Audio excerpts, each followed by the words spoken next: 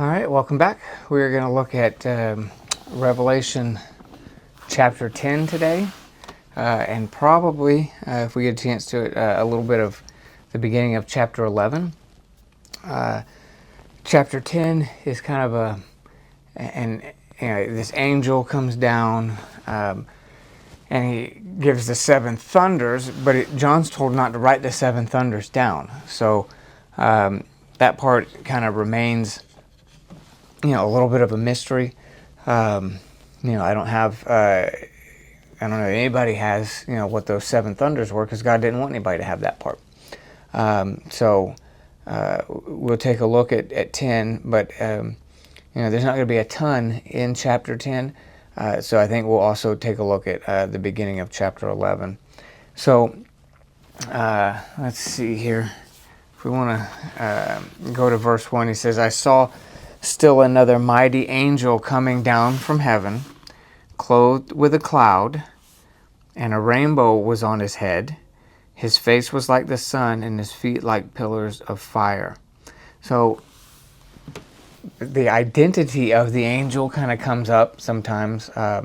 Is this just an angel, or is this in the Old Testament there was what was called the angel of the Lord that was often kind of referred to almost like as if it was an appearance of God, so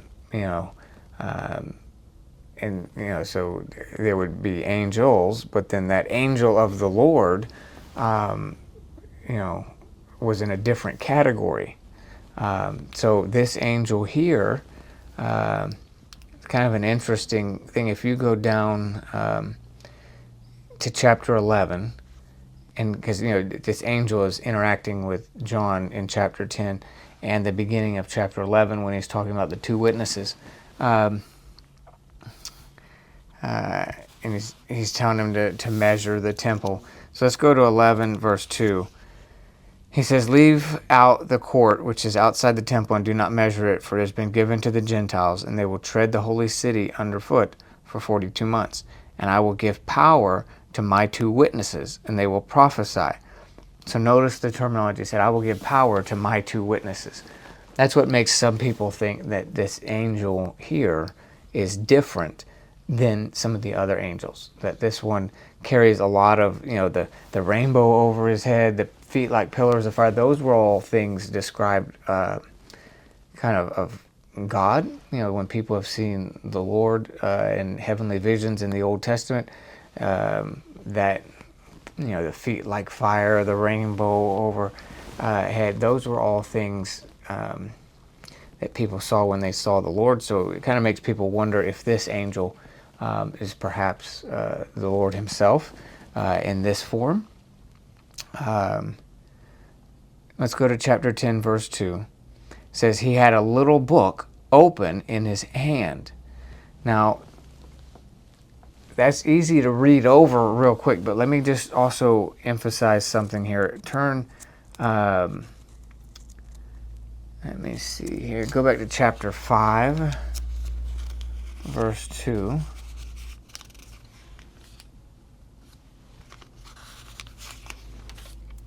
Revelation chapter 5, verse 2. It says, then I saw a strong angel proclaiming with a loud voice, who is worthy to open the scrolls and loose its seals? And no one in heaven or on the earth or under the earth was able to open the scroll or to look at it. Right? And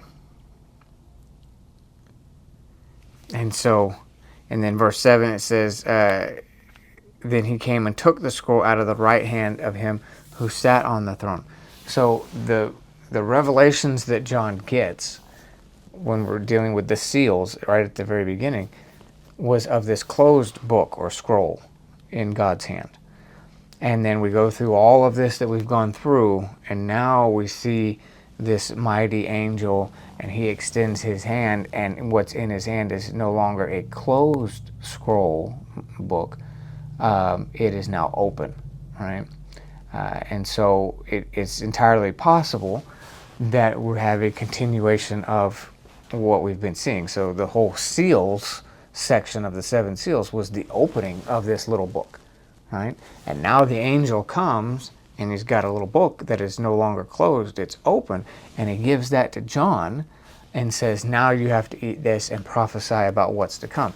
So it kind of gives us this almost image that the fulfillment of everything that was prophesied in the Old Testament is kind of what's in this scroll, the judgment that's to come. But there was no one worthy, and so Jesus comes, lives the perfect life. He's the lamb that was slain, and so now he is worthy to open this scroll and complete the revelation that God has given. And so the seven seals is the opening of this revelation.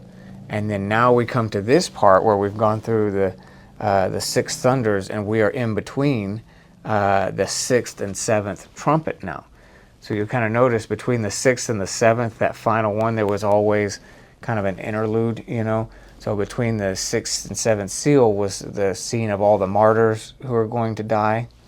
And then now we have this scene between the sixth and seventh trumpets, where the book is now open and it's ready to be eaten, and which, you know, kind of conveys understand, absorb, receive, so that John can prophesy about what was contained in it. So anytime in the Old Testament or in Revelation here, when a prophet ate the scroll, then after that, then they were able to prophesy the contents of the scroll, right? And so that's what we have here, is the remaining part of Revelation, or at least a large section of what we're about to get into next, is John prophesying after having eaten the small book that Revelation kind of opens with. So you got this small book, it's sealed, the Lamb is worthy to open it. Now and you have the beginnings and rumblings of war, and now the angel presents it to John. He says, now eat this, because you're going to prophesy what's written on it, what's about to come. And what we're getting into in these next chapters is the final stages of Jerusalem before it's destroyed, and the whole old covenant system is done away with, and makes room for the bride of Christ who enters the scene, which is the church, who takes everything from that point forward. It is the transition from the old system of sacrifices and the temple, the physical temple and physical sacrifices, and the doing away of all of that, to come into a living relationship with God through the Spirit, where the temple is us, and the Spirit is not dwelling in a building, He's dwelling in us, and the sacrifices are not animals, it is the blood of Jesus that covers us, and it is a much better thing. It is what everything was pointing towards, and the book of Revelation is giving us that shift, where it is the doing away with that, which, by the way, for them was their end of days, their last days. So, you know, you'll see in the Bible that phrase last days, and you have to take that with a little bit of wisdom, because there are many places where the last days and the end of days are pointing not to the end of time, but to this part here in Revelation, when the temple is destroyed. The old covenant is no longer in place. It's been fulfilled. And all that whole system of sacrifices and the Mosaic law is done away with. Israel is destroyed, and God starts over fresh with the church. Now, Jerusalem's going to be grafted back in, but they were wiped out as a nation, and God begins with the bride of Christ. And so much of the Old Testament prophets about the end of days were about their end of days. You know, the end of Jerusalem as they knew it, the end of Israel as they knew it, the end of the Old Covenant, the end of the Mosaic Law, the end of sacrifices. That was their end of days. So there's much prophecy that uses that end of days terminology for stuff that's actually in our past, right? So not everything that the Bible talks about the end of days is still in our future. But there are a few references to that. So let's continue on. He says, verse 5, verse 4 is when he talks about the thunders. It says, now when the seven thunders uttered their voices, I was about to write, but I heard a voice from heaven saying to me, seal up the things which the seven thunders uttered, and do not write them. So I've yet to ever get a revelation or any kind of insight into what those seven thunders were. So I don't have anything for that. Verse 5, the angel whom I saw standing on the sea and on the land raised up his hand to heaven and swore by him who lives forever and ever, who created heaven and the things that are in it, the earth and the things that are in it, and the sea and the things that are in it, there should be no more delay.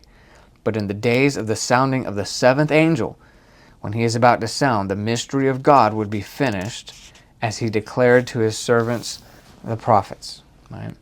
So all of that doing away with the old covenant, the types and shadows, giving way to the reality of Jesus, the reality of the Spirit, the reality of a living personal relationship with God. All those things are what the prophets were moving towards, and that's what Revelation is designed to address. That's what these visions are about.